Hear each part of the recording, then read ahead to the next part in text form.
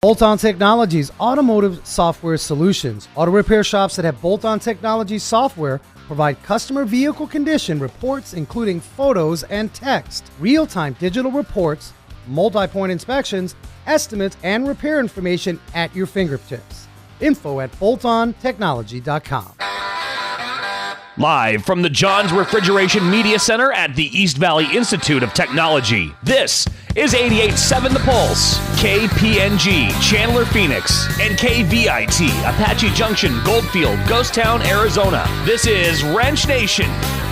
Car talk, car culture, car tips, car music, all that is car. Wrench Nation Car Talk. Call or text your questions now. 480-655-8870 with your hosts, Frank and Steve. We are back another week of our 2-hour Wrench Nation here on 88.7 The Pulse. Hello there, Frank. What is happening, Steve-O? Welcome back, you guys. Happy Valentine's Day. Well, happy Valentine's Day to you, my brother. What's you get any gifts? I did actually get some gifts. What some of the students sent me some grams here at EVIT. The Landings Credit Union kids were selling some Valentine grams. So I got a lot of popcorn today. And there's a grandma of one of the students here who heard me this morning talking about frozen chocolate-covered bananas. Did she bring you some She of found them? Me a box of them. Oh, that's awesome. And like Diana's bananas, they sell them somewhere, and she dropped them off because she wanted me to have bananas for Valentine's Day. This is community, people. This is what I love. Chocolate bananas. Welcome back, you mechanical maniacs. You know we're 3 to 5. If you're just joining us, you're new to the show, we appreciate you. Car care, car talk, culture, music. Boy, we're going to take you on a journey. If you have any car care questions, perhaps the check engine light's on, maybe you've got a brake squeak, or you got that estimate that gave you a stomach ache. Yeah, sometimes you need a second opinion. 480-655-8870. Text or call anytime, 480-655-8870. That's right. And a fairly non-eventful week in the garage. Things are, cylinders are moving up and down pretty smoothly. However, I had some issues. Yesterday, I was surprised. My wife, because it was a Valentine's Day kind of situation. And you guys listening, I'm just like you, man. I don't know what I'm doing. I'm last minute. Well, she surprised me, and I went home early.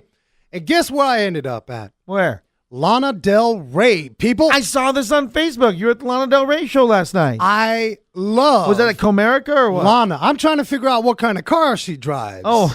But during the concert, I believe she threw me a kiss. Oh, really? And I was in heaven.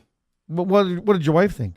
Well, I actually had a good time. Right. I love all performances, and Lana Del Rey is just amazing. A little melancholy, but boy, she's just full of spirit. She's got that summertime sadness song, Yeah, I mean, she's just an amazing artist, and that was down at Talking Stick. Oh, Talking Stick, okay. She almost filled the arena. Wow. Which is cool. Yeah. So it was a good show, but that's what I did last night, and now I'm in the doghouse. I got to figure out what is it that I'd be doing for Valentine's Day. Are you telling me it's 3:08 and you still don't have a Valentine's gift for your wife? Don't say anything, man. My wife is listening as we speak. Uh-huh. Hey, just go pick yourself something out. Whatever. I don't know. Just charge it to Frank. Just be Put careful. it on his account at Shane Co. I don't know. But and I Shane did. Co. on Scottsdale Road in Tacoma.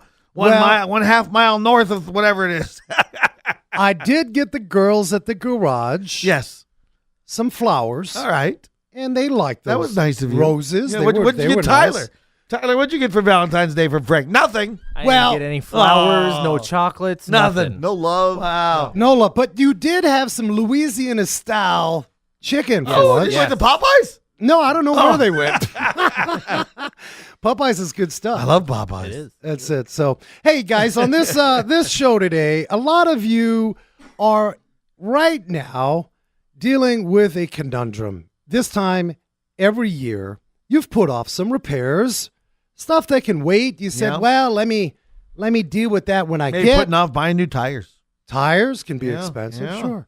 Or a major repair that's due. It's coming. Like your air conditioner, because it's not hot right now and your air conditioner might have broke. Maybe. Yep. And you're dancing with Uncle Sam because it's the tax refund situation. Ooh, I think you have a ching-ching. Like Ching! Oh, wait. Do I have a ching? Over here somewhere. Wait. Bubbles. That's what you do if you...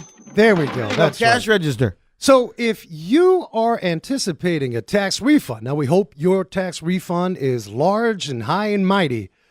Do you spend that money to fix your current vehicle? We are going to dive into why you would not. Ooh. I figured, well, if we said why you would, Yeah. that'd be a little favoritism for all the mechanics out there. Right. And we try to keep it balanced out here. I got but some reasons why I would. I tell you, we're going to give you logical case studies, statistics, the real. This isn't coming from fluff. I can tell you that 2 years ago I had this exact situation come up, so I have an example when we start sharing. So we're going to cover the tips why you would not Yep. spend money, particularly in this time of year, the tax refund, that Uncle Sam juiciness coming in your pocket, why you wouldn't spend the money. And we got to say, this is breaking news right now. Yeah. We want to really send our blessings and our heartfelt spirit out to this idiotic tragedy In Florida. So A if you school haven't shooting heard, today, there was yeah. a deadly Florida school shooting. Of course, the Joker's in custody. So our blessings go out. Yeah, our to thoughts those are with folks. all the families, our The prayers. families. Please just have them in your thoughts tonight. Yeah. We got some news. Yes, we do. This is pretty interesting, people. This will affect you. This will affect you. Stop what you're doing and listen to this, people. We've heard of the recalls. A lot of recalls. Maybe you got a little letter in the mail, and oh goodness. Specifically, we've heard about these Takata airbag recalls, right? We've been talking about those ever since we started this show. And unfortunately, you're probably on a waiting list. It's frustrating and typically not anything to freak out about until Ford this past Monday steps it up notches. That 06 Ford Ranger, people. If you drive a 2006 Ford Ranger or know anybody that drives the 2006 Ford Ranger, I think I do. Mid-size pickup, what makes this particular news about these Takata airbag inflators quite different is that they have mandated you stop driving right now, people. I'm texting someone right now. I think I know someone who has one. I mean, now. It's not a letter. We'll call you, let you know when the part's coming in. This was an urgent statement, and we want you to know if you have that 06 Ford Ranger, Ford will tow it in to their facility. The Blue Oval brand, if you will, on these Rangers originally recalled more than 3,000 of these Rangers, and it's dealing with elevated This is all risk. because of the airbag? Airbag, Yeah. yes. The dealerships will be responsible for picking up the affected vehicles. They will tow it in an effort to keep folks out of harm's way. Wally, you've seen these recalls. What's different here? That's a good question, to be honest with you, because the first thing that comes to mind with me is, do they work? Do they go off? You know, like right in your face when you're unexpecting? You know, nothing's going on. That would be bad. But do they not work? Well, traditionally that was the case where unless you were in a high humidity area, perhaps Louisiana, down in Florida, Puerto Rico, you know, that whole seat. So you guys know with this Takata airbag, that little airbag sits in its seat. A lot of parts sit in its seat, right? Just like you're sitting in your seat right now, comfy and cozy. Well, that area of the seat gets so oxidized, it can actually not inflate properly. And more importantly, most of this recall, most of it, is it won't inflate at all. So that's a safety. However, there have been a few unsolved homicide cases. My friend has two 2006. Well, thanks for listening. Tell your friends. Yeah. Get it viral. We want to keep you guys safe. We're not trying to alarm you and get all crazy. But specifically, there was a few homicides that were unsolved until they later figured out that these folks were dying in their vehicle because those airbags were splintering. The design on it wasn't right. And that's why you have millions of these Takata airbags. So once again, 06 Ford Ranger, if you own it, call your Ford dealer. They will pick it up, keeping you safe. Speaking of safe, a lot of you don't know. Another news article that came out, and it's not reported a lot. You think about why accidents happen.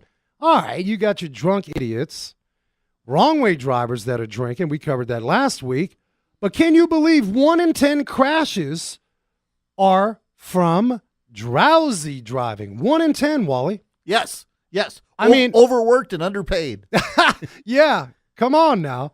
But one of the reasons why we don't hear about this is because most folks catch themselves in the act. They may have fender bendered on the side somewhere and they deal with it quietly. However, we have cameras everywhere. And a lot of these collisions, they can actually see through that windshield and see somebody falling asleep and bam, drowsy driving. What are you going to do? So be careful. If you're tired, man, pull over. Grab a snack, listen to Wrench Nation, pull over. It's all good. You guys stay tuned. We got a great topic for you. Do you spend that big old tax refund on car repair? And the Wiser Advisor from Bolt-On Technology joins us next on Wrench Nation. Don't go anywhere. Car talk, car culture, car tips, car music, all that is car. This is Wrench Nation with your hosts, Frank and Steve. 480-655-8870 is our phone number. That's 480-655-8870. If you ever have any questions at all about anything going on with your car, we'd love you to call in. Ask that question, 480-655-8870. If we get you on the air today, we'll give you some prizes. We'll give you some Renaissance Festival tickets if your question gets on the air, all right?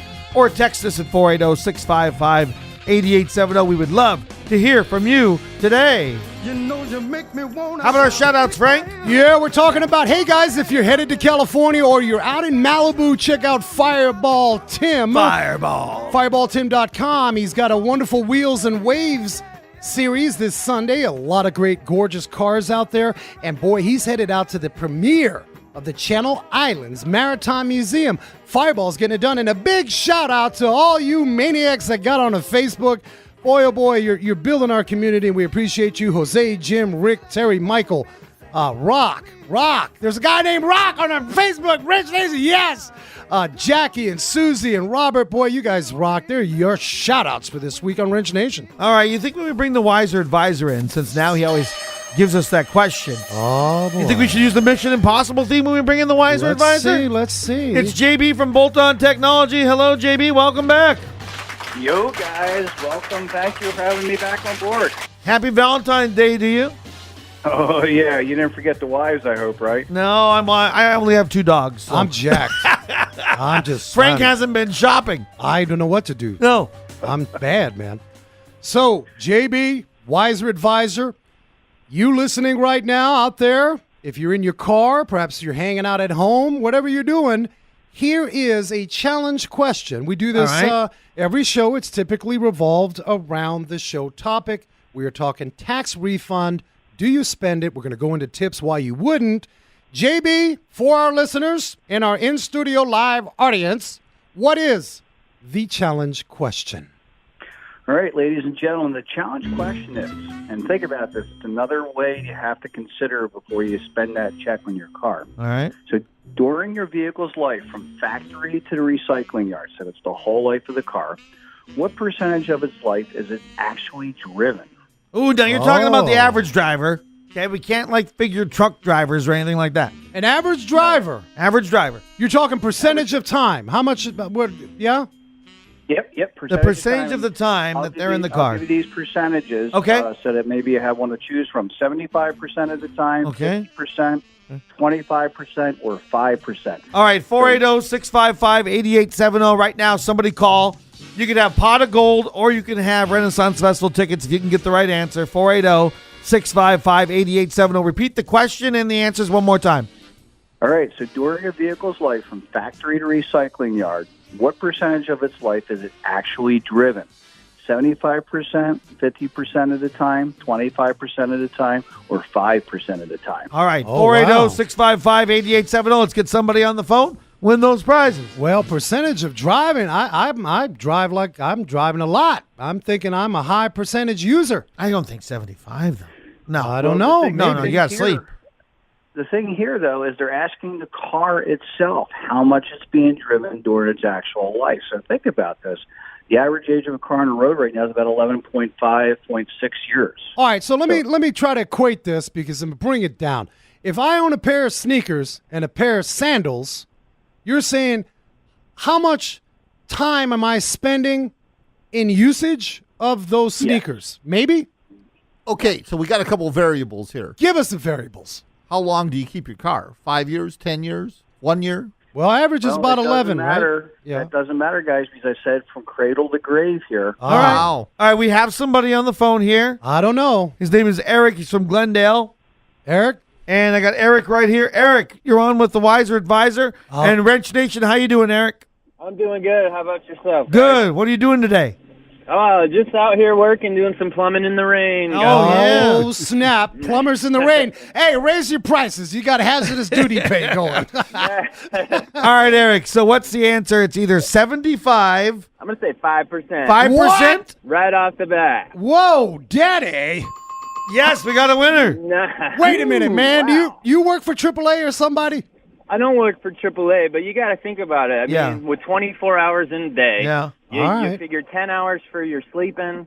You may be driving to and from work. Yeah. Even if you had an It's hour so- drive to work, that's Yeah. only Unless you're an 2 Uber hours. driver or something, though. Then No, you might we- be up to like 25%. That is true. No, Yeah. man. I mean, Eric, I'm you're sure- spot on, brother. You hit it. We don't realize it. Yeah. We really don't. See, but Eric, being a plumber, spends more time in the bathroom than the average person, too. Oh. All right, wait, Eric. Hang on a minute. Eric, we got a question for you. Are you ready? Yeah, go for it. All right. How much time, on average, percentage-wise, does an average human being use that toilet? Oh, No, man. Well, that's a crappy question. you win. I will say number 2. Yeah, there you go. Number There 2. you go. Well, Eric, you rock, brother. If you haven't had a chance, get over to Wrench Nation Facebook. That's our community. Thanks for tuning in. Do you want to go to the Pot of Gold or do you want Renaissance Festival? Let's do Renaissance Festival. You got it. Hold on, Brio. Get Right your on. information and get you a couple tickets, Hey, okay? and, I want to say thanks for you guys doing this because you're about the only station that has anything like this, and it's been really helpful to me. Thank you. Have you found it just recently or you been listening for a while? I found you guys probably a couple months ago, and I've been hooked ever since. Yeah, But now once we've I heard, expanded to 2 hours, so. Yeah, once I heard this segment on, I always try and listen in. So. Well, All rock right. on, brother. Be safe out there in the rain. Thank we you appreciate very much. We do it because of guys like you, Eric. No question. That's exactly why we do Wrench Nation. Real radio, baby. Yep. Well, I tell you, with Eric bringing up that point of 5%, you guys realize that this is one of the reasons ride sharing is taking off like crazy. Wally, Uber and Lyft, they were pretty smart about this. They saw a niche. You got it. If you don't have a friend, If you're a loner, if you don't have a friend, you can call Uber. Or in my case, they call Goober. Goober. Well, I hear you there. But I think the thing is we don't realize it. I mean, we get so busy. We don't realize that it's like 5% of the time. And in all actuality, probably one of the worst investments we got is the car. Is the car. I mean, think about it. If you spend $40,000 on that vehicle for only 5% of its life, you've actually used it. Yeah. Well, we're getting down to brass taxes here because many of our folks are got that tax refund, man. A lot of folks are excited. They plan their vacations. But here's this lumpy situation with their car. They have been given an estimate perhaps back in November that could have waited, right? Well, I'm going to wait till tax season. And this show is dedicated to the tips and the reasons why you would not spend. I'd like to dive into the engine. So I'm going to paint a scene. Some of you have this very case scenario, and JB, you can chime in. Let's go for it. So I got an estimate. My steering in the morning is a little whiny. I got a little leak, and my rack and pinion's leaking. Now, I got an estimate anywhere from $800 to $1,300 at a garage, or if I decide to crack a six-pack and I'm going to do it on my own, it's, $250. Good luck, by the way, doing that on your own. Yeah, I'm not going to try that. Yeah. The point is, prior to that, my car just seemed to be drama-free. I had some oil changes. Maybe I had a little brake job for a couple $100, but now I got this $1,300 repair. JB, what would you say needs to take place before I spent that money regarding an inspection? Let's talk about that. What folks can really look for to help them from spending Well, bad? There's a couple of angles of approach on this, Frank. First off, how much has the car cost you over the last few months? Has it really, besides those brake jobs and stuff like that, has it just been pretty much standard stuff? And then secondly, at $1,300, you really want to evaluate the rest of the vehicle and make sure that investment's not going to cost you another $600 next month because you have to fix something else. Well, all right, let's talk about this. Let's say you don't know anything about anything, and all you know is, I got an expense. Let's talk about the average yearly cost to maintain a vehicle that's over 60,000 miles, typically when you made your last payment. I'm going to have you think about that. Oh, we're teasing the people. Over this break, the average weekly cost. Maybe it's another contest. Maybe. What do you think it The average yearly cost to maintain a vehicle? Call now, 480-655-8870. Let's see if you can get close to it, all right? 480-655-8870. Call with that answer, and you might win tickets to the Renaissance Festival or Pot of Gold Music Festival here on The Pulse. Car talk, car culture, car tips, car music, all that is car. This is Wrench Nation with your hosts, Frank and Steve. Oh, yes, and JB, the wiser advisor for Bolt-On Technology with us. And on the text line, people trying to guess what the average yearly car care costs are. I've got a guy who says $4,000. Well, I got somebody who says $600. There's some wide variety there. Yeah. Again, think about this, folks. Right about the point of time you celebrated because you didn't have that payment anymore, right? Perhaps 5-6 years into whatever. You're at about 65,000 miles. What is that average yearly dollar cost to maintain it? JB, there's been a lot of studies, specifically as I stutter here, with AAA proven reports. Let's tell the folks, do we got any more texting coming in? One guy said 400. Another guy said, what, 4,000?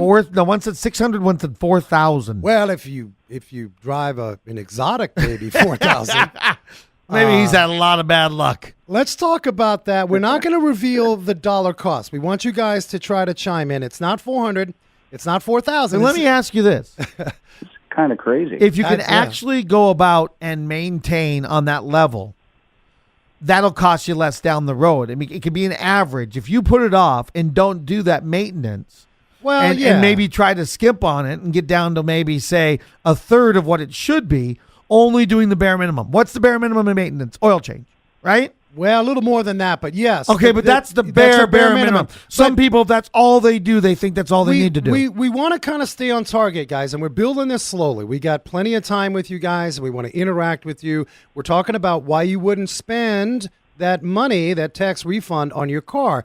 We need to establish some baselines first, and then we'll get into the mechanics of what is going to ruin your day. Sure. JB, so we got any more texts coming in? No, on that? not right now, no. So between 400 and 4,000, I figured it'd be pretty cool. You know, AAA says, JB. Ready? You ready to fall over with that? Yeah. Well, actually, not ready yet. I want to establish what's it cost to drive a new car. I think that's important, and then we'll surprise the folks with that number for maintenance dollars per year. The national average, according to AAA, owning and operating a new vehicle in 2017, an average driver paid $8,400 annually. For car payments, insurance, and everything. Okay. Insurance, we're even talking about the gas, factor, everything. And so, we are also going to get into the calculator. I can get you guys that I'm information. over that, so. Well, $8,400. Now, if you look at a small sedan, maybe like the car last week you had on Wally was, what was it, a Mazda? Yes. Well, it was a crossover, so it wasn't quite small. Right. But a small sedan. Kind of a small one. It was. Yeah. For all of us, big, lanky, or like your buddy from L.A. What was his name? Lumpy. Yes. If Lumpy were in a small sedan, he may pay more because he's. But poor Lumpy. Wear that baby out. But, JB, the small sedans, on average, according to AAA, get about $6,300 per year. Payments, gas, insurance. If you had a pickup truck, people, I'm a pickup truck owner, and you had a payment, insurance, gas, all that stuff, $10,000 per year. It's AAA. Huh. That's what they say. So we've established what it costs to own new. Big money. You have a car payment out there, JB? No. You said that hesitantly. Did you just celebrate? Well, I had to think about it, but no. All right. Well, It's one of those rare times in life where you don't have one. That's why I hesitated. one of the things on a new car is you have to also take into fact the depreciation. A lot of folks will go out and buy. Yeah, they'll go out and buy a low mileage vehicle, Right. Because they can eliminate. Have a little bit of I warranty. did this. Now, here's what I did. I looked around for a used vehicle because I got a smoking deal like in 2011 on a 2008 Dodge Ram. So when I was ready to get rid of it, I did the same thing we're talking about, and I'll get to that later. But I looked at vehicles online with low mileage, right, at dealers. I found one, a 2015, this was in 2016, with 300 miles on it. Really? So I went in, I went in. Wait a minute, you got excited about that. I did. 300, yeah. I did because I knew that I was going to get that price at, later, the used price with 300 miles, and I could negotiate that. And I walked out of there with a smoking deal because there's 300 miles is all. Some guy, he broke his hip. He couldn't get in the truck anymore. So he had to give it back. Oh, okay. And so he had to trade it in for a smaller vehicle. And I got that vehicle. I got lucky. Well, that's the deal. By the way, I have somebody who texted in. They got it right. I'm telling you. Well, all right, what did he say? I want him to call in. Call in. 480-655-8870. What is your answer? We don't want no Wikipedia Google, people. We want your cranial intelligence. I think they got it right, though. If what is the average to maintain a vehicle over 60,000 miles? If this person can't call in, I'll reveal the answer later. All right.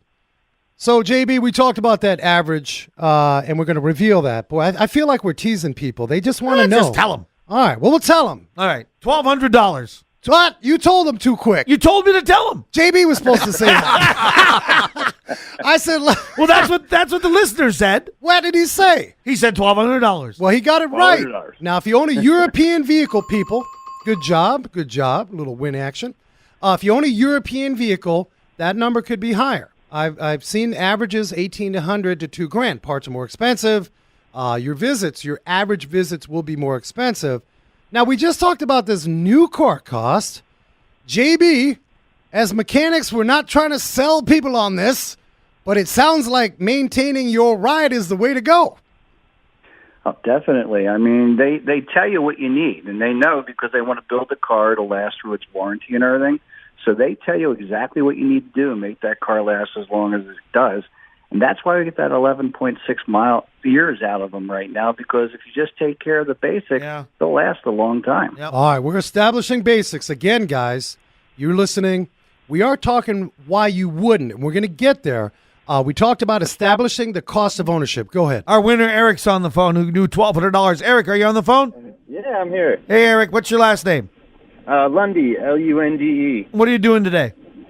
Hey, man, I'm still plumbing out in the rain here. Oh, it's the same guy? Hey, wait a minute. Eric is like, the man wants a He microphone. already won. But wait a minute. I I think he's outside. And that was a wild guess. I can't believe I even got that right. You got $1,200. You got it. I'm telling you. He knows you. everything today. All right, Eric, man. Thanks for calling back. Other questions? Bye, Eric. All right, so we established the basics of what it costs to own a new ride, what it costs to maintain a ride, and I want to add something else before we actually dive into the mechanical stuff of watch out, this could catch up with you down the road and be painful. Life transitions, people. How many of you are in a ride right now and you love your ride, you may have a repair that's needed, but you're not asking the vital question. Well, my wife and I may be planning a baby in 2 years. Ooh. Life transitions, people. How will I need my vehicle to serve my family needs in 2 years? Safety. Safety, exactly. How does that change? Safety. Like we get a lot of folks, JB, we get a lot of folks in the garage that, hey, I only drive, whatever, a couple hundred miles, a month. But now I'm traveling. I'm going from, I'm traveling from, let's say, Philly, and I'm going up to Wilmington, Delaware. My drive's going to be a little longer. That's a life transition. Yeah. Yeah, definitely have to take that in plan. Also, the other life transition is if you're about to get divorced. Oh, snap. Give it to the ex. Give it to the ex. That is you may be on a bicycle after that one. Be careful. That is, though. I mean, it is. So what I say is, as we slowly approach this topic about why you wouldn't spend money, is life transitions. We talked about the essentials of what it costs to own new, the average to cost on a used. But man, ask yourself the vital question. My ladies out there, I get a lot of my moms coming in and beautiful 1 or 2 children in the tribe. And next thing you know, they're planning, there may be more children. So that little 4-door sedan, that's not going to transition well. So you may want to hold off any non-essential, like safety stuff you got to do, people. I don't care if you own the thing for another month. Safety is number one. So great points on that. JB, warranty of repairs. We got to cover that before we dive into why. I think one of the essentials is if I come up in your garage, JB, and I got a repair, and you were cheaper. Let's face it. I went to 3 other places. I didn't really sniff them out for value. I kind of maybe had a little coupon. Didn't really care if they were ASE certified. The place smelled halfway decent. Just wanted to get it done as cheap as you could. As cheap as I could.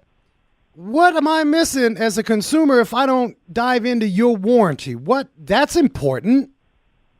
Yeah, I mean, if you come to my shop and I'm the El Cheapo person, you might want to definitely ask what my guarantees are and the work that I'm doing, the parts that I'm using and all that stuff, along with checking how well my shop works, and just walking into the shop, a lot of times you can get a pretty good feel just by looking around and seeing what the condition of it is. Yeah, the point is, definitely. Warranty. I'm going to say let's hold JB on. We're going to dive in more. We covered the basics. We are now going to dive in this next segment. You guys stay tuned. We're going to dive into the mechanics. What is a horrible way to go? What mechanical situation that you don't know about could cost you and surprise you, shock you, and make your wallet cry like a little baby? Find out on Ranch Nation when we continue. Wrench Nation Car Talk. Call or text your questions now. 480-655-8870. We got a quiz coming up next hour, Frank? Yeah, you guys stay tuned in the top of the hour next segment at 4 o'clock on. We got another quiz. And this quiz, it'll be pretty challenging. I think you guys can do it. You guys have been hanging on the show. You're pretty intelligent, smart, wise, hip, and all that good stuff. You can win either Pot of Gold Music Festival or Renaissance Festival tickets. Your choice coming up. And also, I had a Facebook message from a youngster out of Atlanta. I want to talk about that story that's happening next hour. But this remaining segment here as we go into 4 o'clock, we got JB on the phone. The wiser advisor. Yeah, JB, we're going to dive into we talked about, the new car expense. How much is that per year? What's the national average? And we're establishing the baseline. Now we're going to get into the nitty gritty. And I wanted to start with, I think this is fitting because JB with bolt-on, the inspection. How many of you went into a garage or a dealership and you were told you needed a repair, but perhaps they didn't say what else was not even critical, but could nickel and dime you to death? So, JB, talk about, we do the digital inspection. Of course, that's the tablet inspection. What is the benefit to arming my wallet up as a consumer with a complete inspection? Well, the greatest thing about it, Frank, is that you get the knowledge to make the decisions that count on how to make your car last. I think the digital inspection, I know that the digital inspection allows you as a driver to get educated about the condition of your car.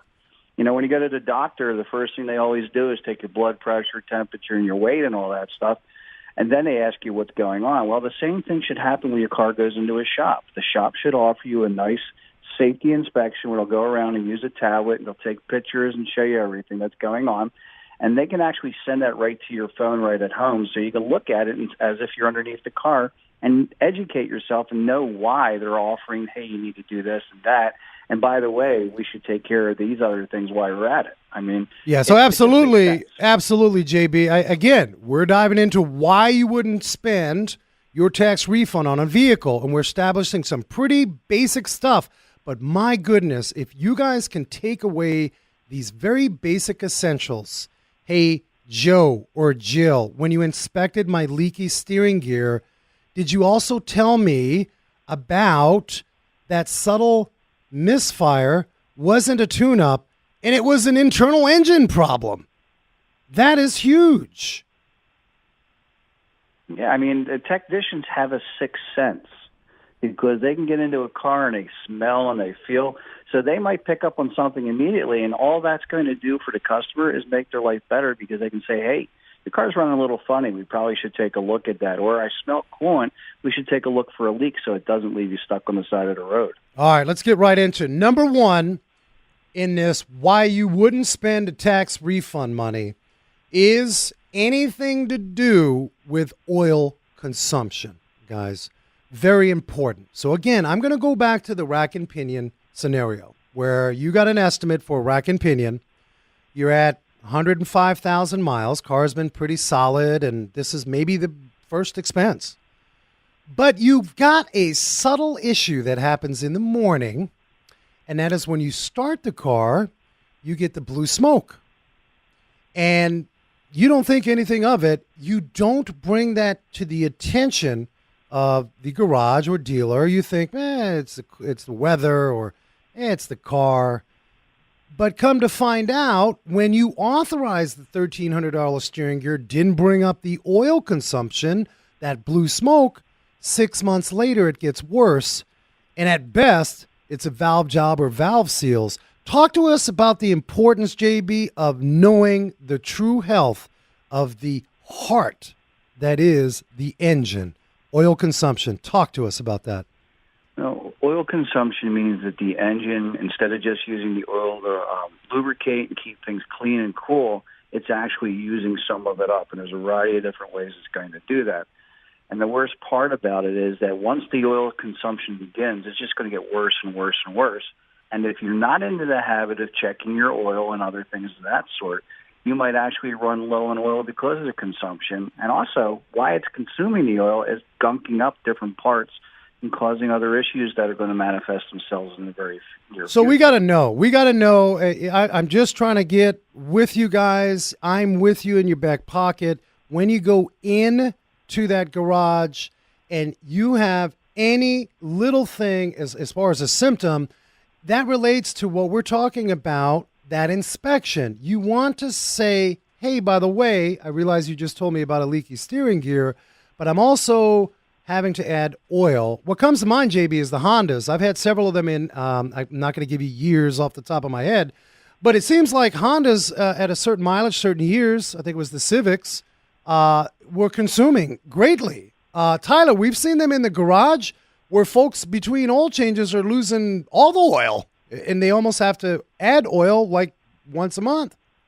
Wow. Oil, and don't quote me if you guys are listening and you have the specific years. I don't have that information. My point is this, though, guys. If that is happening, that is a major engine affair. Wally, have you ever danced with some oil consumption issues? Absolutely. And you don't know right to start with. Is it valve guides, valve seals like you were talking about? Or are your piston rings leaking? Yeah, if they're that'd be more. Typically, guys, the piston rings is more of a continuous issue. If you're prone to maybe on a Saturday pull out a spark plug, and if you've got an oily looking spark plug, then you've got some consumption. My point again, as we talk about tax refund, do I spend it? If you have a major engine conundrum, and perhaps more importantly, don't know about it, but you see a little smoke, or hey, I didn't tell my wrench at the garage or at the dealer that I'm adding 2 quarts every other week, although I'm not leaking externally. I don't have an oil leak. That may creep up and ruin you. What'd you say, divorce? Was that divorce? That could be a divorce right there. So JB, that is absolutely important. This engine issue, what comes to mind, we are on the topic of engine. And again, we go back to that steering gear scenario. If I have my engine seems to run a little rough, and in my mind, I'm thinking, not enough to cause a check engine light on.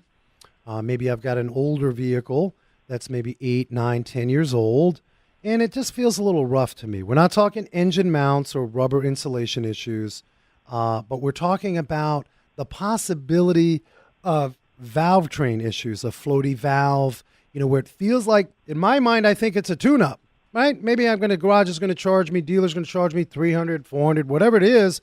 Meanwhile, it is a floaty valve or a weak valve spring, or there's a valve job that may need to be done. That is something you have to know about, because again, you may not want to put that money in that steering gear if you knew about that. That's a game changer. Well, the flip side of that, Frank, too, is how many customers come into you and have that little roughness going on when the first thing out of their mouth is, I want a tune-up. Well, it's up to That's us. I tell you what, you just hit it right there, and this is actually I get a little crazy on this. Well, I'll show you the story. You guys want to hear the story? I had a guy working for me years ago on this very topic. Customer came in. We got a couple minutes, but I got to tell you the story, JB. Customer came in and said, hey, I want this for my vehicle. And he said, okay, we'll do it. We didn't do any testing, no inspecting, none of that. And guess what happened? It didn't fix the car. And guess what I did? There was a lack of communication. It is up to us as mechanics, as service advisors, just like a lifeguard. Those folks swimming in the deep don't know what the heck they're doing. We have to save the day. We have to ask the right questions.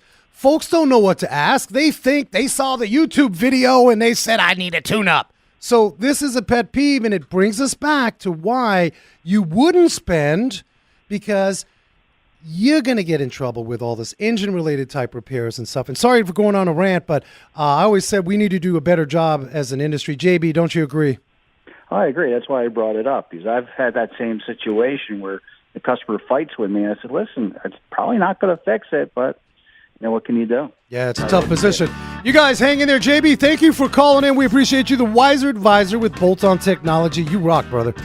All right, thanks, guys. All right, see you, JB. Wrench Nation continues into hour 2. We've got a quiz coming up. Chance for you to win some more prizes. Yeah, stay tuned. We talk about why you shouldn't spend on the tax refund. We got some more great tips as we dive in deeper and deeper right here on Wrench Nation. Wrench Nation Car Talk. Call or text your questions now. 480-655-8870. All right, got Tina on the phone first.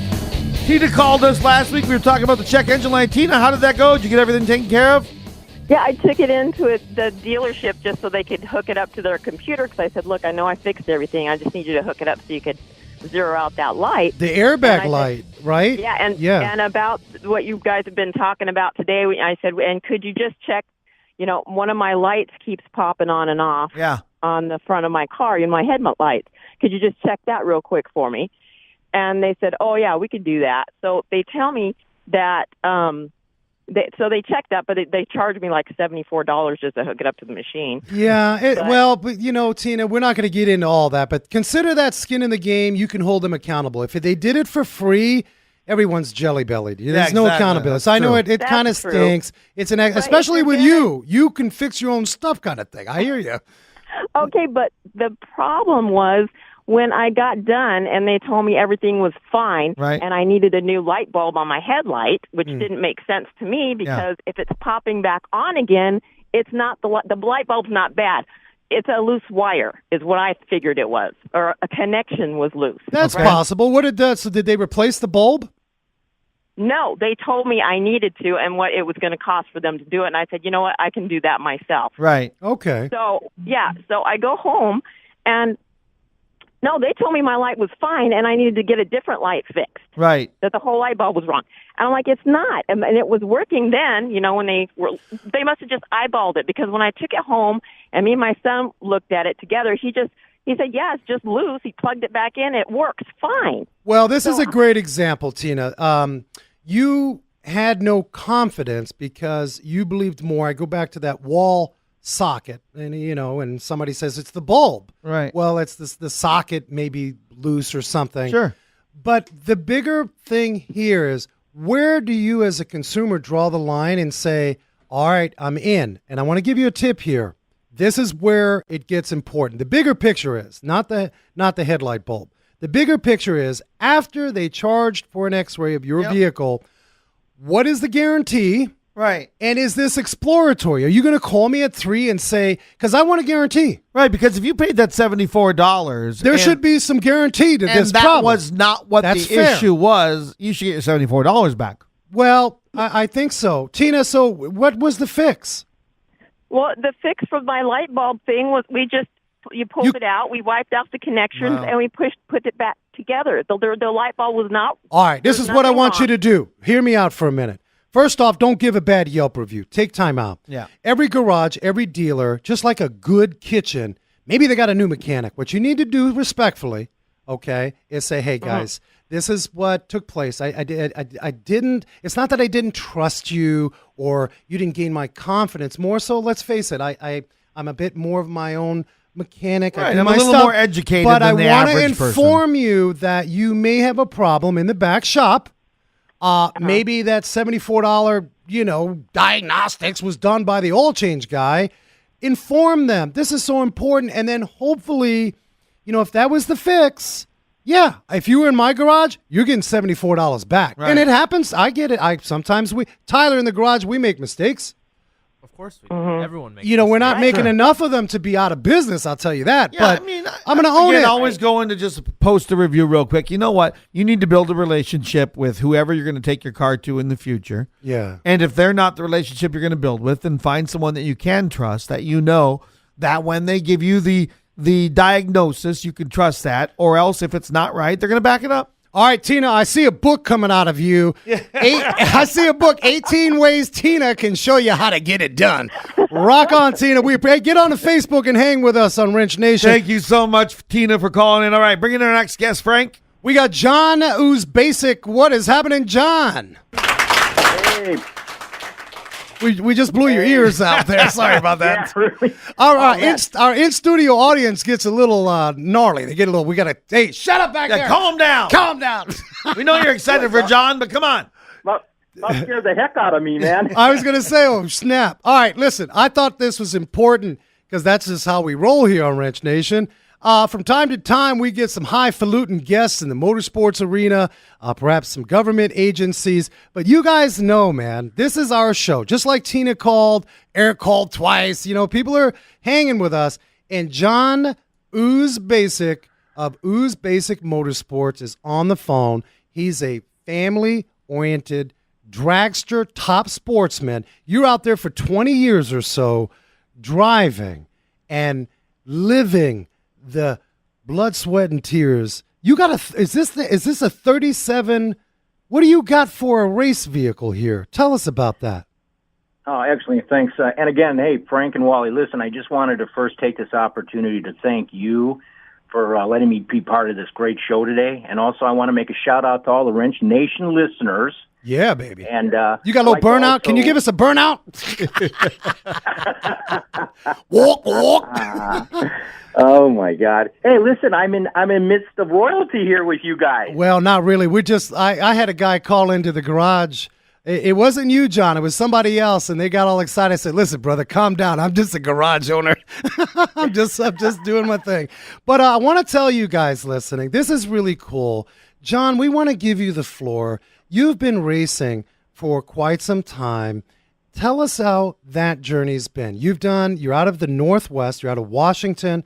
And by the way, if you're driving, I would recommend pulling over, take a moment while you're listening to the show, get over to Ooze Basic Motorsports. That's UZ Basic Motorsports. I'm on it right now. So you guys can enjoy what John is about to describe. I mean, is this the yellow car? It is. What's more than a yellow car? I mean, I'm letting him describe it, but yeah, it is the yellow car. I'm excited because this is a cool car. All right, tell us the type of racing, John, you do out there in Washington State. All right, we actually run a 2-car race team, and it comprises of a 2015 Brad Hadman 270-inch top dragster that my partner runs. And I actually run a 1937 Chevy Coupe Pro Mod in Top Sportsman. It is beautiful. Well, it's a beautiful looking lady, but there's some health to this one as well. It's nothing like meeting somebody beautiful and then all of a sudden they open their mouth and their teeth are falling out. This is not one of them beautifuls. Tell us what's under the hood. Tell us about some of the mechanical of this beautiful ride and getting it to win. What are you doing to make this sucker win? Yeah, it currently sits obviously on a pro-built Pro Mod chassis. It has a 532 cubic inch and it runs over 1,100 horsepower. Big Daddy, wow! We got a burnout. Can you get a burnout, Steve? John, we couldn't do you any justice if we didn't have any burnout. I'm working on the sound effects. He's working. We need you. John deserves sound effects. So, Big Daddy, Big Block, tell me, what is your day like before a race? Oh, wow. It actually probably starts a couple days before, but before the race, what we do is we obviously should do a PM on the vehicle to be sure that everything is what it needs to be and that everything is operational. We go through the whole car, retighten everything because there's a lot of vibration in these cars with high horsepower. Then we actually put the car in the trailer, but the real work starts when we get to the track because what we do is we literally put it up on jack stands, warm the engine up. As soon as we're done warming the engine up and the transmission, the rear end, off comes all the valve covers, and we go through all the valve lashing to be sure it's where it needs to be and that it's set correctly. Check transmissions, levels of everything in the car, computers to be sure that they're all operational and working. We completely recheck all of the lug nuts on the rims, and basically then after that we set it back down, cool it off, and then we wait patiently for the call. Then they tow us up to the line, or my crew chief tows me up to the line. Hold on a minute. You just said you're getting ready to, you're towing to the line. Hang on, wait for it. Yep. Okay. Yeah! Oh, snap, that was feeling so good. That was a win. Awesome, man. Wasn't that good? I thought a good sound effect there. It was. Thank you, YouTube. Yeah. Well, listen, we just got a few minutes. I want to just let the people know. Get over to Ooze Basic. That's uzbasicmotorsports.com. If you're in Washington State, you're listening to the replay on the podcast that we load up on Sunday, check him out. And one of the cool things, it's nothing like the nuts and bolts of a race platform, a race vehicle. But, man, you are tied in some pretty cool charitables. We're going to give you a minute. Talk about how you're tying in community and charity with all this motorsport action. Yeah, that's pretty crucial. I mean, I would be lying if I wasn't say that, like anyone else, you reach out to try to find your marketing partner out there to help you market. And it's tough. It's not easy. Yeah, it's not easy. Yeah, keep this ride moving and so on and so forth. And one of the greatest things that I've seen is to be able to be charity embedded, charity as well as community embedded in your area. And that's huge. People think that the most important thing is to show off your marketing partner at races. That's about 15-20% of it. The real meat and potatoes is out in the public. When you're in community, when you're in charitable events, a charity that your partner is There's passion behind it. I mean, I always said you bring a bunch of car peeps. I don't care if they're driving 76 Volkswagen Beetles. Somebody was passionate about putting that thing together. I don't care if it's a go-kart. There is that sense when car peeps get together. Look out. There's going to be some money raising. And can you get another burnout? Here we go. I got to do the burnout. Wait a minute. I got to get back to my sound effect page. So we got money raising, and that was weak. Well, that was the end of it. Oh. Here we go. All right, wait for it. There you go. And the need for speed. That's what we're talking about. Hey, real quick, John, let the people know where they can find you, partner. Actually, you can find me on at usebasicmotorsports.com. That's our website. You can also find us on Facebook at Use Basic Motorsports at 37 Chevy Coupe. We're also on LinkedIn, Twitter, Google+. You're all Instagram, over, man. That's all it. under Use Basic Motorsports. And real quick, Frank, charity is critical. We're involved with Touch a Truck Children's Foundation. This year, we're actually invited to be the feature vehicle at the Susan G. Komen Race for the Cure here in Seattle. And awesome. That is awesome. Right on, brother. That's the way to do it. Regardless of a win, you are winning in your community. Go check out Ooze Basic Motorsports, uzbasicmotorsports.com. John, you're a champion, brother. We appreciate you. Call into the show anytime. Thanks, John. Hey, no Appreciate problem. you calling in, man. Thank you. All right, Wrench Nation continues next. Don't go anywhere. This is Wrench Nation with your hosts, Frank and Steve. Special Valentine's Day edition, and it is Wrench Nation. Got the car quiz coming up here in just a few minutes. Your chance to win Pot of Gold Music Festival tickets or Renaissance Festival tickets. You been out to the Renaissance Festival yet, Frank? I love the big turkey action. That's that, and then That's they what I do. was talking about this morning, the chocolate-covered bananas I get out there, and that's why I got them delivered to me today. No, it's all fun out there. It's a great family time. Yeah.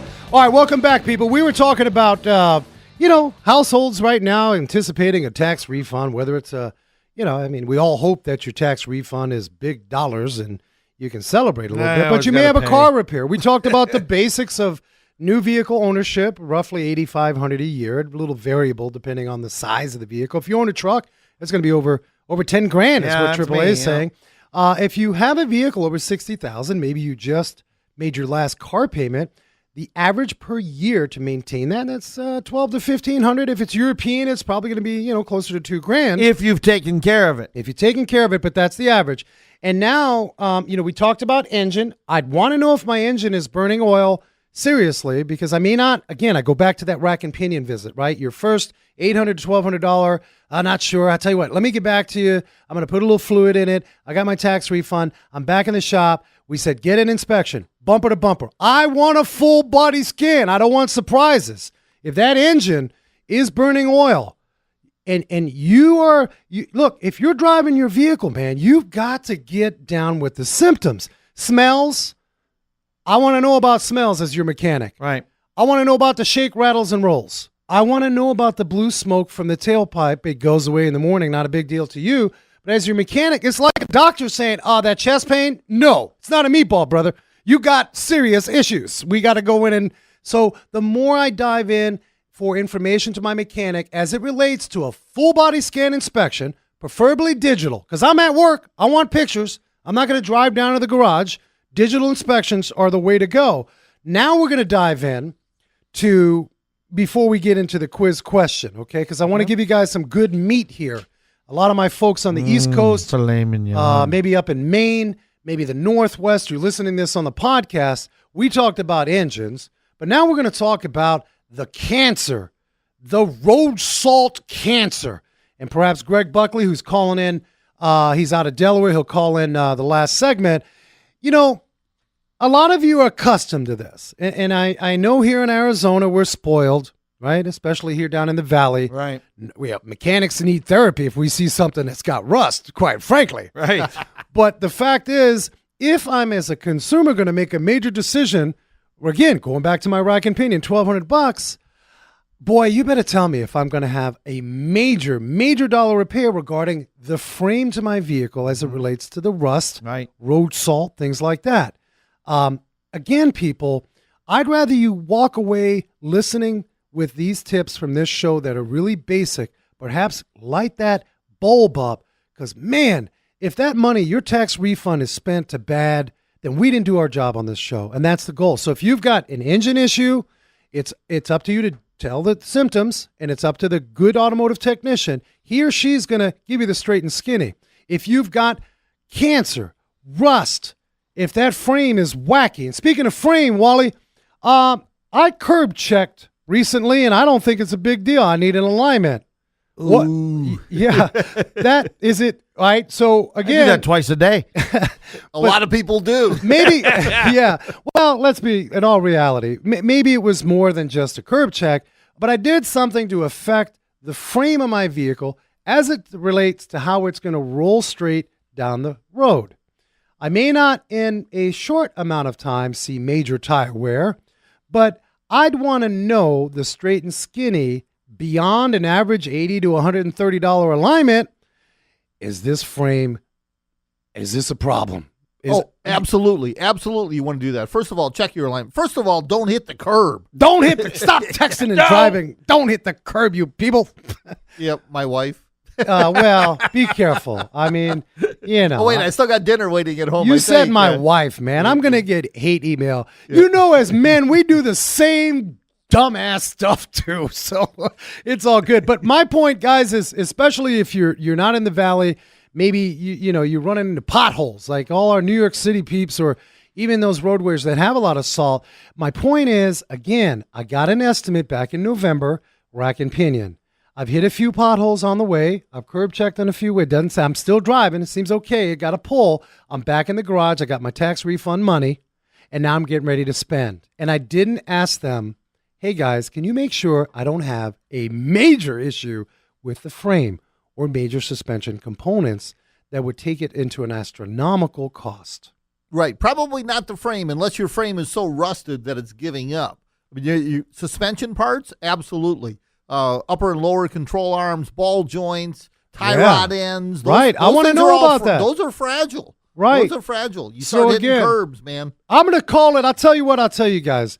If your garage or dealership hasn't labeled it, then I want you to think this way. When you go into that garage with your tax refund about a potential repair or catch-up service, in your mind, you're going to label it, hey, people, are you going to do my tax refund inspection? Bumper to bumper is what I want to know. I want a full body scan. I don't want any surprises. And that's fair game. I want to know about my engine.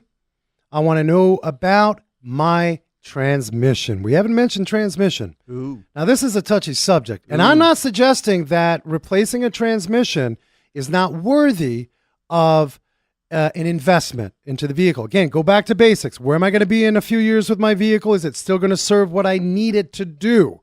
What's my current state of affairs with repairs? Is a timing belt coming up? I'm at $80,000 and I got a $1,300 repair. How much is that going to cost? And does the math suggest that I would be in that $1,200 to $1,500 a year? You know, there's different variables, Wally. I've talked to a lot of folks in the industry, and they have different ways of calculating. But I think it all comes down, and I go back to the AAA statistic. They know the stats. They're not making this stuff up. $1,200 to $1,500 a year. So where do I stand with that? Right. So you look at the $1,200 to $1,500 a year. If you're going to top that out, say in the first 3 months, you can pretty much bet at the end of the year you're going to be over it. Yeah, you got to weigh out the math. We're talking about tax refund, why you wouldn't spend. Maybe we talked about why you would spend, but I think you guys get the gist. Stay tuned. We got the Wally Cahill new car review. Every week we're going to highlight a new car. Maybe you're looking to buy a car. Stay tuned. What about the quiz question? What's the question? We'll get some money online. Oh, snap. All right, the quiz question. What component is responsible for igniting the fuel?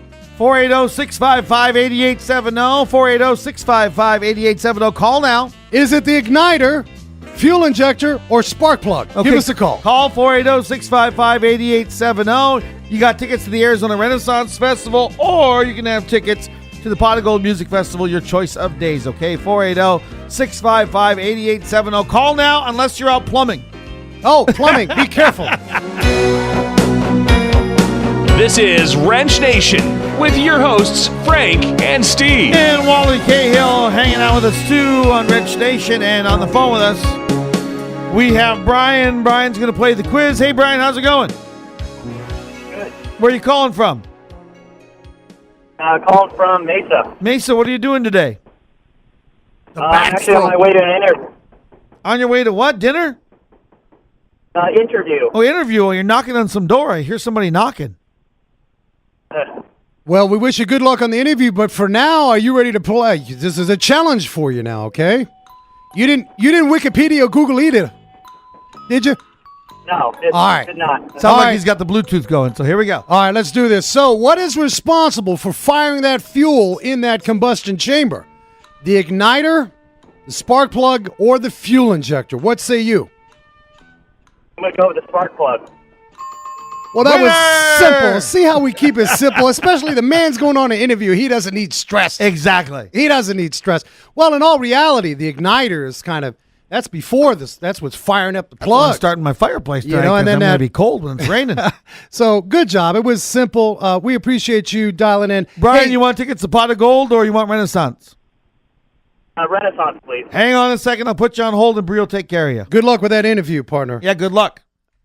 Yeah, I mean, that was a simple one. We try not to, we're not going to get it. It's just, we're not. Everybody wins with Wrench Nation. Yeah, we're not trying to. Although I may twist it up and see if you guys are paying attention and ask you about carburetors and stuff next week. We'll see. So we got the new car review coming up? Well, we do, but I want to just kind of reset before we get Wally Cahill's new car review. All right. I want to recap. I think it's important.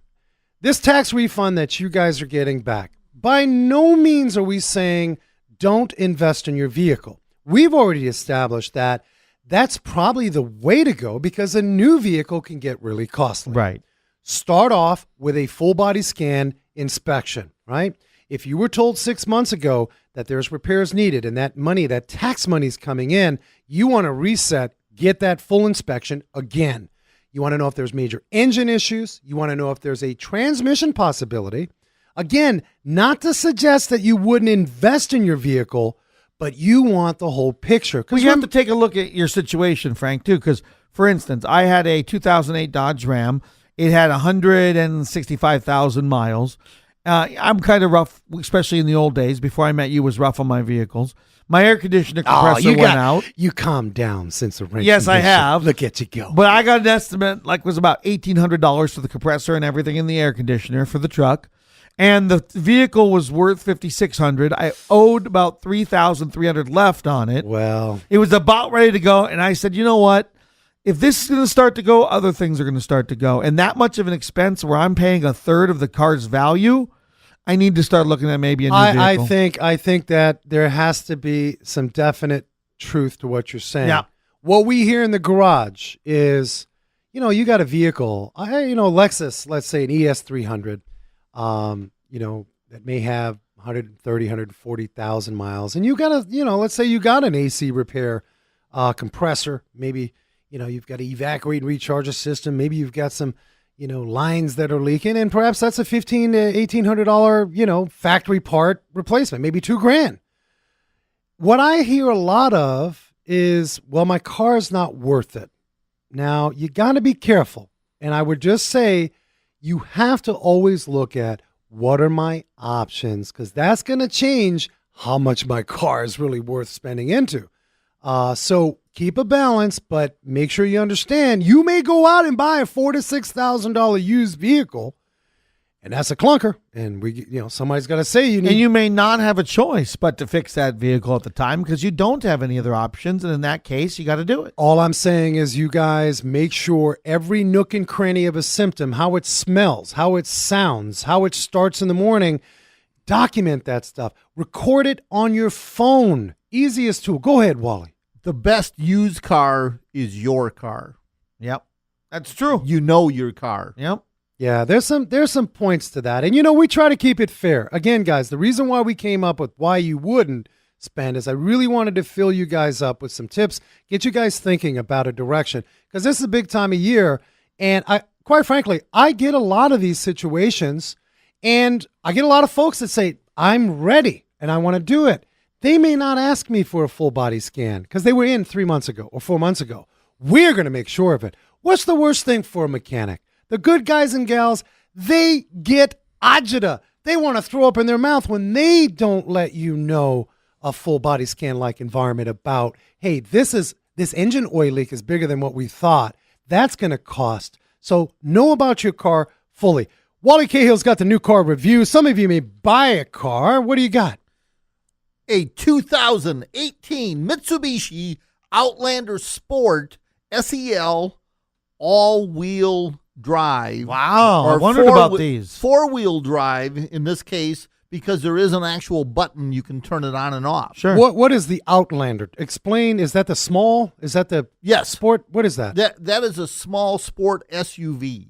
Like a crossover. Like a crossover. You could call it a crossover. Okay, they still call them like crossovers. Yeah, not really got out of that. Yeah, It's like that was kind of trendy. New cars are like sneakers. You had Air Jordans for 10 years, and then you don't say Air Jordans anymore. Although Air Jordan is probably not a good example. But tell us more about this Mitsubishi. Okay. Small four-cylinder motor, 2.4 liter with direct injection. We've talked about that a bunch. That's popular. Okay, CVT transmission. We talked about that again. Well, and I'll tell you what. If there's one thing that's temperamental, I think it's that CVT transmission. And so it is for mechanics. I'll tell you that CVT. Yes. That's another show. Yes. Now, the funny thing is, if you're old school like I am, in the old days, the back wheels drove the car. Rear-wheel drive. Right. Yeah. If you kicked in the transfer case, then that engaged the front wheels. Yeah. Well, backwards now. It's front-wheel drive. Yeah. And when you push the button, the back wheels kick in. Yeah. So kind of interesting. So it's all-wheel drive or four-wheel? It's 4-wheel. Okay, so Yeah. I can keep it in. I can do two-wheel drive, All and right. there's a physical button for it. Yeah. Now they've changed the all-wheel drive to all-wheel control is what they call Is that it. a marketing thing? Absolutely. No, I haven't driven a 4-wheel drive in a long time. So do you need to go out and lock the Nope. No, man. No. That's old school. Yeah. That's like it's an old K5 Blazer. You can turn the button on, but if you didn't lock the wheels, you're screwed. Yes.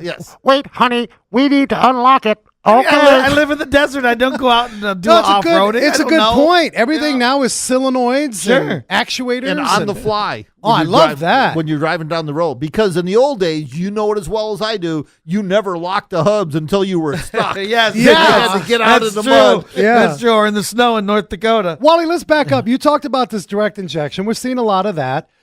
You said this was a 2.2 or 2.4 motor. 2.4. All right. Tell us about the MPG. Okay, MPG on this is actually pretty good. They claim 23 MPG in the city, 28 on the highway. Yeah. I actually got, with real-world driving combined, I got 27.2. Wow. So that's unusual. Well, that's what I love about. We got to come up with a better. It's Wally Cahill's review, Right. But we got to come because this man takes it. He buys the microwave and he cooks a lot of stuff in that Okay, I come microwave. up with some He takes it. alliteration. Well, he takes you don't just do a day. Oh, absolutely not. There's some of these YouTube people that used to. We got a new car review, and the guy was a roofer, and now all of a sudden he's a new car reviewer. Now, I'll write a goofy theme song. All right. Yes. All right. Well, this is the theme to Wally He Cahill. drives the car and all he right. takes it home and All he right. eats McDonald's So- in it. Mitsubishi Outlander.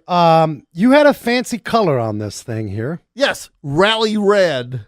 Ooh. Why is it the small cars try to get all like sporty fast? Hey, man, Rally you red. got to, because that's about all they got going on. The 2.4 liter. I mean, you got to be as red as you can get. It looks good. Now, the funny thing is, we were talking about crumple zones and why safety stuff. why you survive an accident and everything. The front fenders on this thing, if you leaned against it, would go in 3 or 4 inches. They were plastic. The All right. The hood was metal. The Okay. fenders were plastic. It's still safe. You're just saying this particular vehicle, unlike maybe a Chevy truck that we're reviewing, Right. don't be hanging out on the fenders. Yes. Hey, don't be hanging out. Now, it did get 4 stars, in Safe crash safety. review. Good, Yeah, good. yeah, for All right. Well, safety. we talked about. I mean, Yeah. that's a good thing. I mean, if my daughter starting a family, I'm gonna still look. I know you said last week crash ratings, maybe, but I'm still looking at it. I mean, so it's a good point of reference. It really is. Okay. Now, if my daughter was going to buy this car, I would tell her probably not to.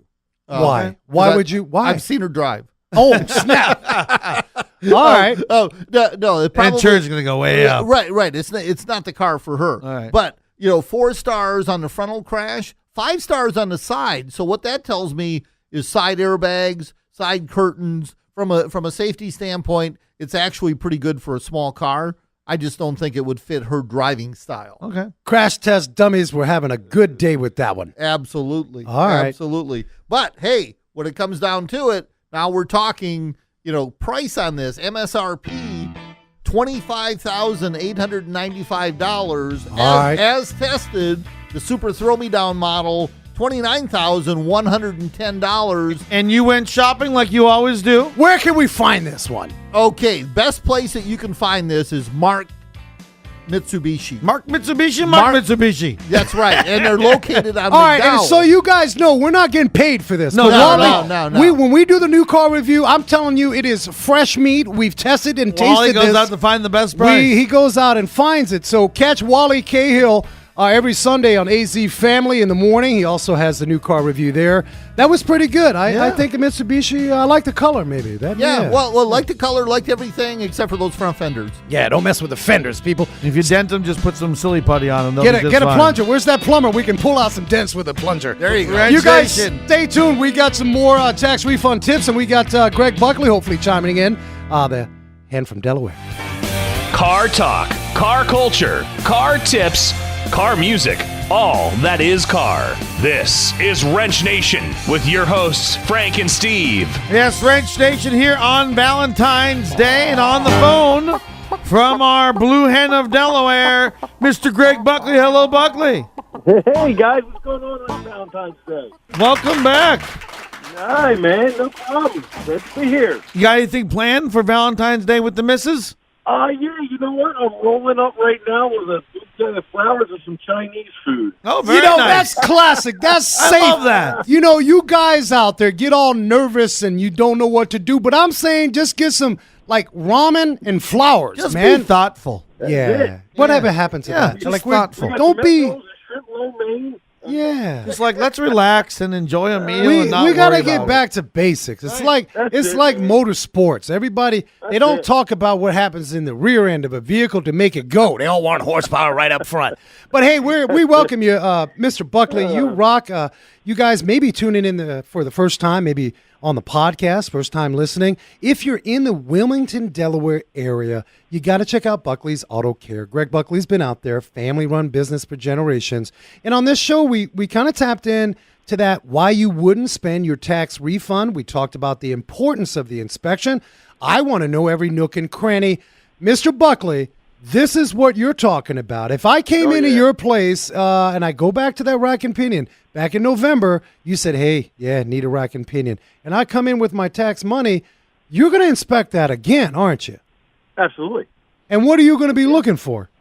Well, we're going to looking for any further deterioration of any of the components beyond the rack. Maybe the pump now is stressed because you've leaked fluid out. Maybe the tires are a little bit more worn because of the alignment being out. Maybe the tie rod was bad. There's all kinds of variables. You want to, you kind of like, what is it? Full body scan. Cut once. Huh? Yeah, you want to do a full body scan. You want to go over the whole car all over again. And it's really, really important that every time a vehicle is in the shop, a digital inspection is well worth the time and the effort, and it should be part of every maintenance procedure. I got a question for you. Yeah, the digital inspection for sure. Most folks are at work. The good garages are going to say, definitely. Hey, we don't have an insurance sign, right? You see those garages where you can't come in our shop. It's top secret. That's BS. You can be escorted, or more practically, you can have a digital inspection, photos, videos of your car sent to your phone. Now, I have a question. I got a lot of Toyota Prius folks, or just my hybrid people's listening. What about the hybrid battery, man? If I'm going to come in, tax refund money, I got $130K on a hybrid vehicle and his steering gear. I go back again at $800 to $1,300 repair. How will I know about my hybrid battery? What if it goes out 3 months later and that's $5-6 grand? What do I do? How do I know? Well, I mean, you can look for you can take visual inspections. You can take tests of that. You can look at your monitor and decide what condition that battery is in. And are you the question is, are you experiencing any reduction in fuel mileage? I mean, right, with the hybrids, definitely. That's hybrids, yeah. Right. And then I think a shelf life. I think there's averages out there. We can, if you're driving, and don't quote me on the exact mileage, but the Toyota Prius, I think, what do we call that? The death ray, the little triangle with the the death. Yes. Yeah. Yep. 150, 160,000 miles. Is that fair to say on those hybrid batteries? Maybe out in your environment with the heat, the way that it is, that's where they fail. But I've got 3 or 4 clients that are now rocking close to 300,000 miles, and their battery on the original battery. On the original battery, yeah. Oh snap! Those engineers didn't come out to the desert of 120 and test it. In fact, I got one coming in right before I left the shop tonight. We have an exhaust replacement coming in on a Prius with 265,000 miles on it. That battery is original, and this car is in grade A shape. Well, that's always a win. I think the point is that we want to make sure that we're advising folks. And you guys going into the garage or dealer, gosh, I wish everything was just sort of done up on a silver platter in every place that you may venture into.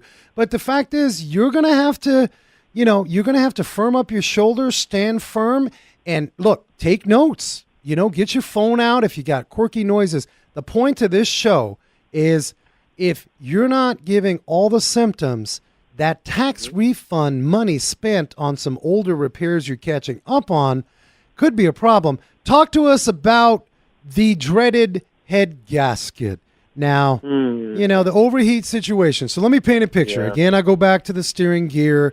In our climate, we're going to start seeing some triple-digit weather We hope not for a while, but and then so it goes from the steering gear, that's that $800 to $1,200. I got my tax money, but oh, by the way, Frank, Greg, my engine started overheating. I think it's just the thermostat.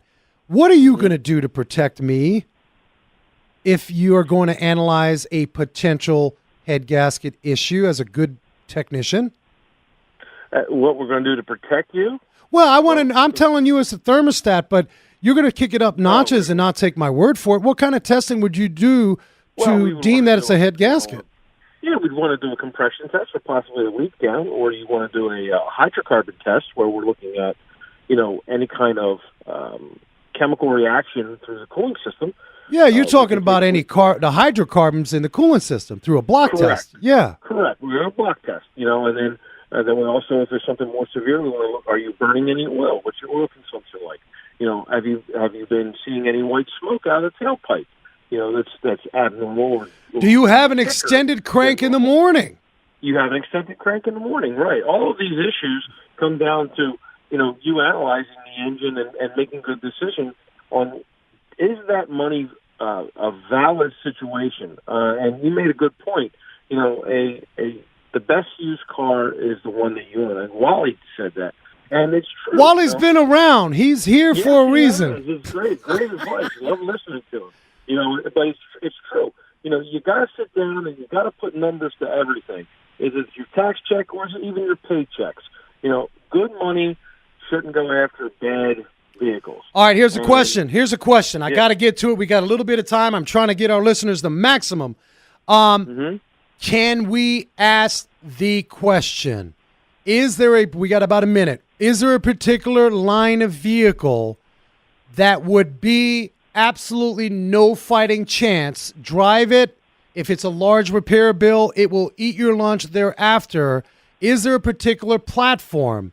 And yeah, we're going to mention names. I welcome hate mail from these manufacturers. I'm okay. But somebody may be driving a particular vehicle right now.